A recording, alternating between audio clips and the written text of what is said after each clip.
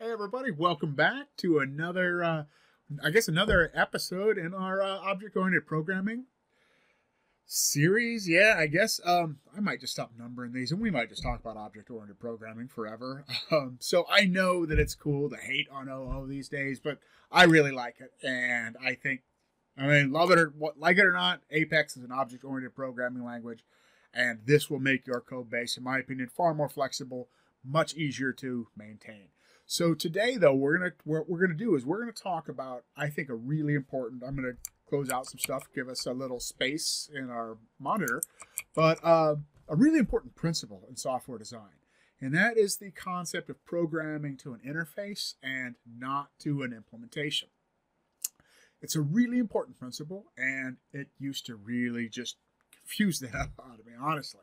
I had no idea what did this mean. What did it mean that your code was tightly coupled, interface programming to interfaces versus implementations.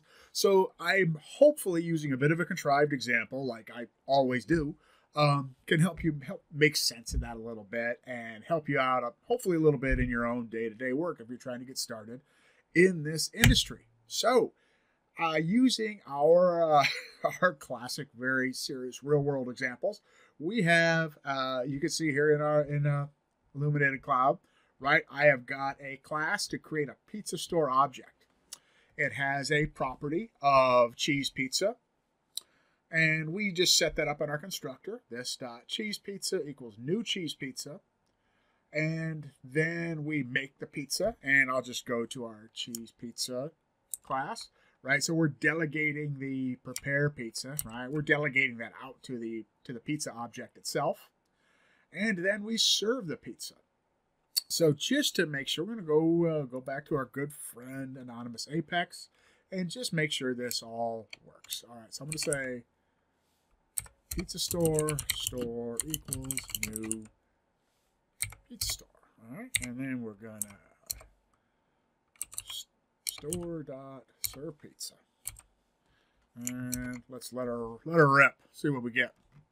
Serving a pizza. All right, this really sophisticated code worked. So here, there's a few things going on here, and we're going to take them one at a time. Up here, this is a really important principle: composition. So, and I'm going to put some notes in my comments here. All right, is a versus has a. If you remember back to our video where we used virtual classes, dog, we had a virtual class of animal. Dog extends animal, cat extends animal, so on and so forth, right? So they have an is a relationship. A dog is an animal. A cat is an animal. So that's a good use case for inheritance. You'll often hear a principle or people say prefer composition to inheritance, and I think that's generally true. And when we use composition, especially, is when we have a has a relationship. So in this case, we have a pizza store. A pizza is not a pizza store, right? But a pizza store has pizza. Does that make sense? So I'm going to say this right here. This blew me away when I first realized this. I had sometimes people call it primitive obsession, but the idea that these properties in your object could only be like primitives, like, booleans, strings, integers. It can be anything, right? It can be an object. It can be a list of objects. But when we start making objects that consist of other objects, right, that is composition. So right now we are using composition in our pizza store by using one of our building blocks as the cheese pizza object. And we go down here into our constructor and clean up some of my spacing issues, and we just create a new cheese pizza object, right? And everything else is pretty straightforward. You are going to hear this called tightly coupled code, and it is tightly coupled. So almost any time, I'm going to say as a rule, when you have the new keyword, new, I like the mnemonic, new is glue. If you have the new keyword, your code is tightly coupled to something else. So what that means is our pizza store class, the pizza store object, is dependent on the implementation of the cheese pizza object. So pizza store knows about cheese pizza. And you cannot, a change to cheese pizza could very well affect Pizza Store. So this is tightly coupled code. As a general rule, not a good idea. Sometimes it's like, if I knew, I'm going to say that like all I was ever going to do till the end of time was serve this one kind of cheese pizza, totally fine. It works. Let her go. My friend James Simone, I'll put a link to his blog. He writes great stuff in the comments. I think would call that prefactoring if we started to make this an abstraction before we really needed it to be. And I would agree. But so this works, right? But we know our one constant in software engineering is change, right? So management a month later says, hey, you know what? We want to serve pepperoni pizzas.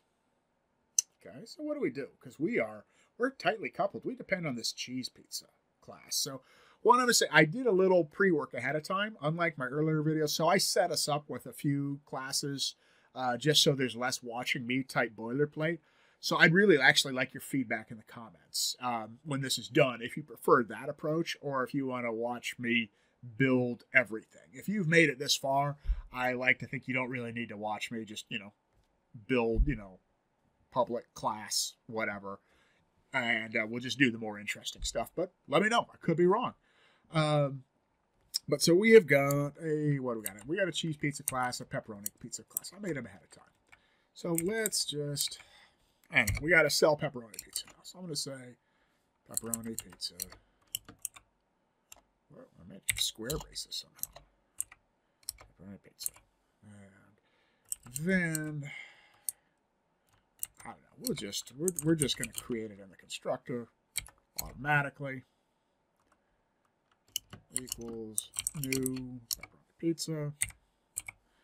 And serve pizza. How do we know what kind of pizza to serve people? So we would do some kind of like if statement. I don't know, if like we'd put a string type. And I'm not gonna, I don't know, and I always feel like my typing just goes to heck when I'm making these videos. If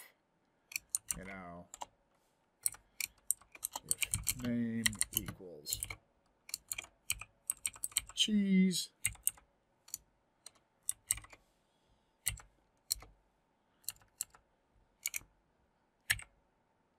whoa, why did that happen? We're just gonna tell you what, then we'll just cut you out of there. And I do this all the time.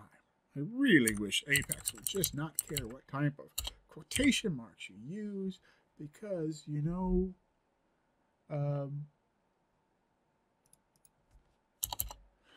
like JavaScript doesn't care. If type equals, man, I am just making these horrible.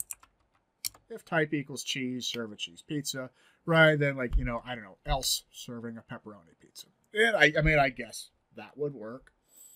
And then, next month, we'd like to serve Hawaiian pizza, or we want to serve deep, I don't know, whatever your favorite kind of pizza is. And there's a lot of pizza out there, right? So this isn't really very flexible, because we want our objects when they're done, right? And they have been tested and QA's gone through them and the BA team and the business is happy.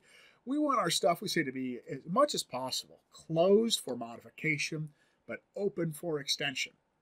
The open-closed principle. You'll hear that called open-closed. So every time we would have a change, that means we have to go back and we have to open up our Pizza Store class, and we have to make changes to it. That's not ideal. So what can we do? How can we solve this? And the answer is, the whole point of this video, we're going to program to an interface, not an implementation. This was really confusing to me. First of all, like, what did it even mean? So hopefully we've kind of covered these other things. Our code is tightly coupled. It's not very flexible. So we fix that by programming to an interface, not an implementation. But what that means, and this is, I think, so if you're used to like Java or Apex, right, where there is your language provides an interface type, right? So I've already created the iPizza interface. You have that, but we also have, so Apex provides us also with a virtual class and an abstract class. So really, So programming to an interface does not mean you must use an interface, public interface iPizza. It means, we're going to go back and put it in our comments because I think it's important. Any, here comes a big computer science word, any polymorphic type. And remember, we can implement polymorphism through abstract, virtual, or interfaces. So for this video, we're going to use an abstract class because we have not used an abstract class in any of our videos, but any one of these would allow us to do this. So first of all, I'm just going to I'm going to use my mouse real quick, and I'm just going to get rid of some of this stuff because we're going to start over with a lot of it. So make pizza. And get rid of that horrible if statement.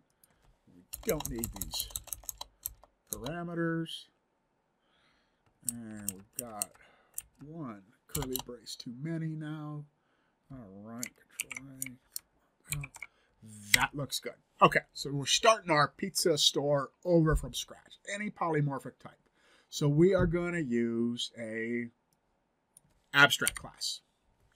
And really, right, the only reason is because we haven't before used an abstract class. So we have an abstract class of pizza.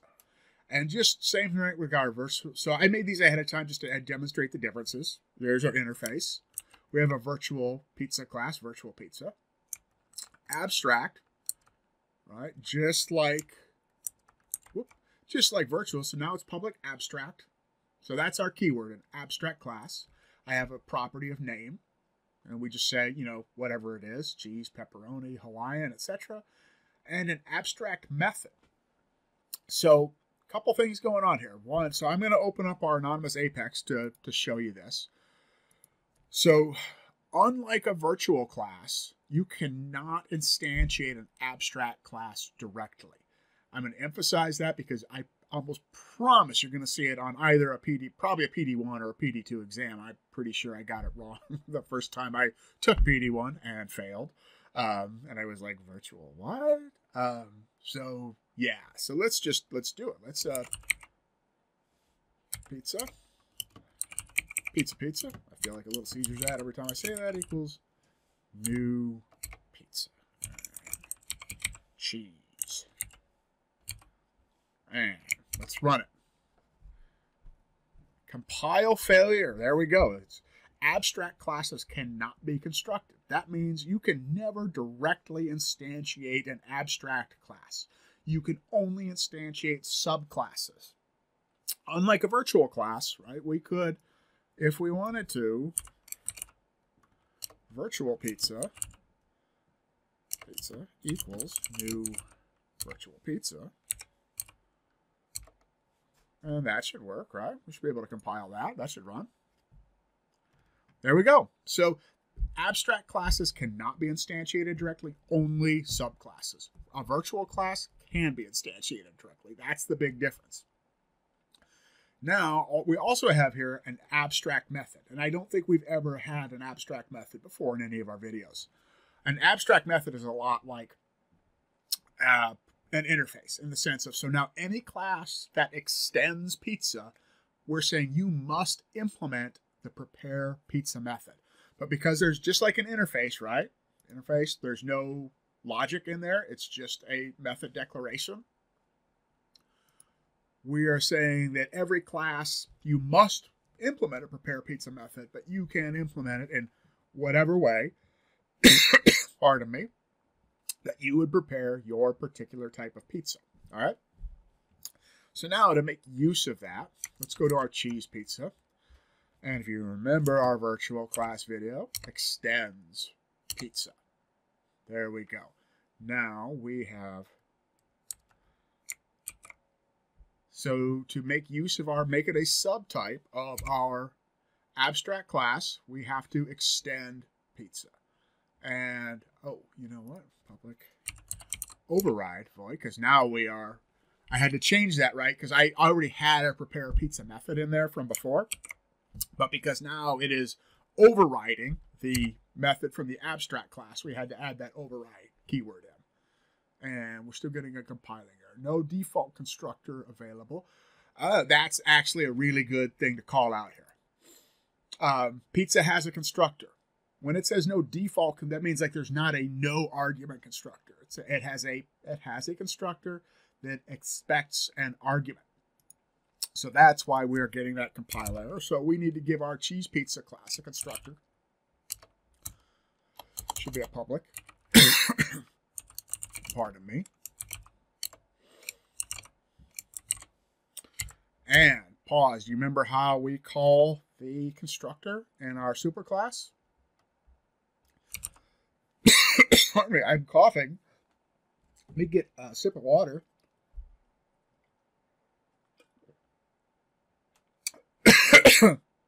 Sorry, I've been maybe turning my head.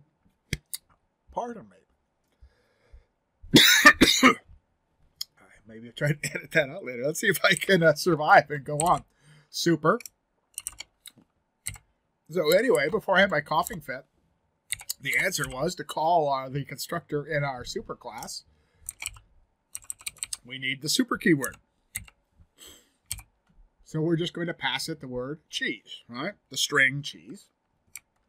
On to pepperoni. All right, let's do the same thing. I'm going to say pepperoni extends pizza. I'm going to give it a constructor. Public pepperoni pizza. Super. And pepperoni.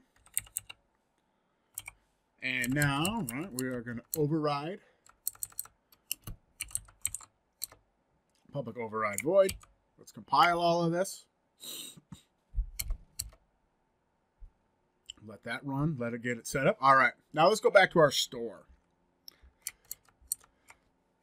So, remember, we said any polymorphic type. So before, right, we were just tightly coupled. We just had cheese pizza in there. So now we're going to say pizza.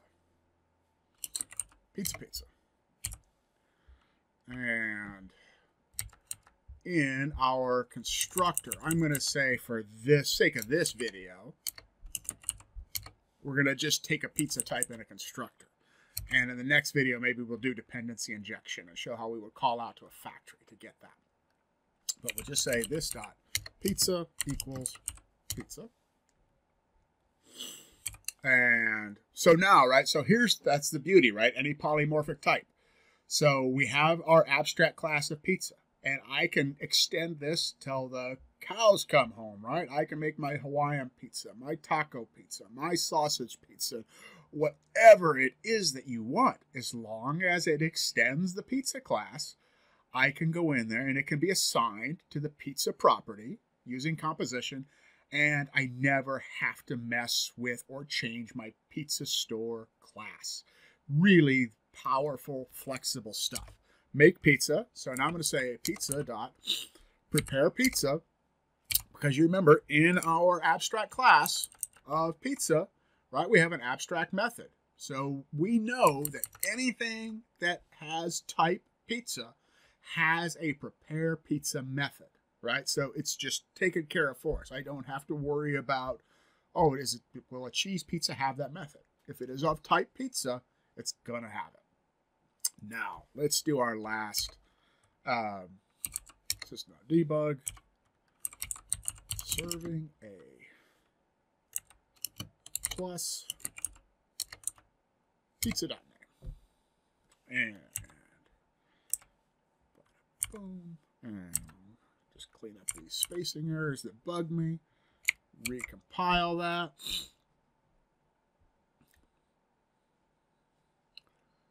Public. Because it's not a constructor, it needs, and we're not returning anything, it needs to have a void statement there. And now let's go down, let's get rid of our, so we're going to say pizza, cheese pizza equals new cheese pizza. because you remember we're using polymorphism, so cheese pizza extends pizza, so it can be assigned to that type. Then I'm going to say pizza store equals new pizza store, and I'm going to pass it my cheese pizza in the constructor. Now let's do store.serve pizza, and let's see what happens. Let's see some amazing object-oriented goodness. Cross our fingers that I don't get a compile error and look dumb.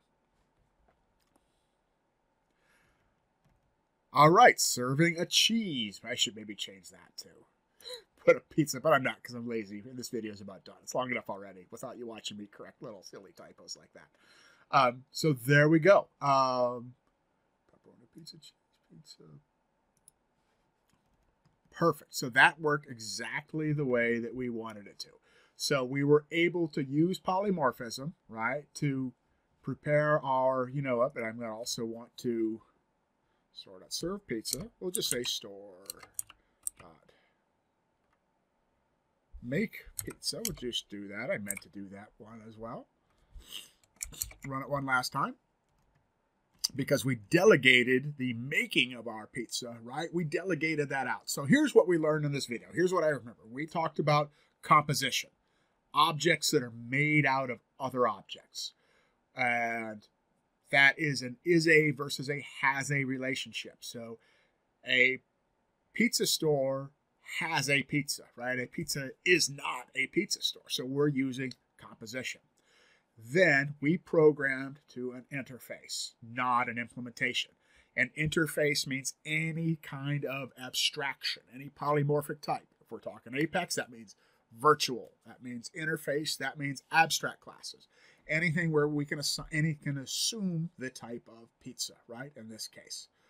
And then we talked about whether or not our code was tightly coupled. So now we are we're not tightly coupled to the pizza implementation anymore, and our pizza store does not have to know anything about the details that go on in a specific pizza object, right? So this is, remember, composition using abstract classes and programming to an interface, not to an implementation. I really hope this is helpful. If it was, take a second and click like, give me a thumbs up, and more importantly, tell your friends, right? If somebody else they're trying to get into this industry or any other industry and they're struggling, because it's a lot to learn. I know, I switched at 44, right? 44, 45, something like that when I left the Army. I didn't know any of this. I had a history degree. It's hard. It's a lot to learn, but if you, stick with it, you'll do it. And hopefully, I don't know, my sharing with you the struggles, the things that were hard for me to understand, maybe make it a little easier for you. I'll see you next time, everybody. Keep practicing and keep getting better.